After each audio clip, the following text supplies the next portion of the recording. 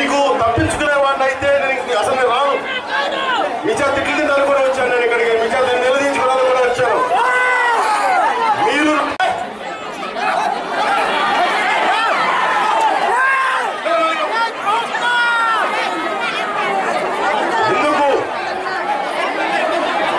ఎందుకు వచ్చానంటే సమస్యలు ఇక్కడ ఉన్నాయి.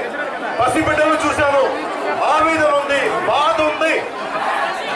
వీటికి మనం మార్పు ఎలా తీసుకురావాలంటే నేను ఇక్కడ ఉన్నాను, మీరు ఇలా ఉన్నారు.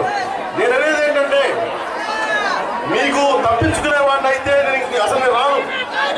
మీ చేత తిట్లు తింటాను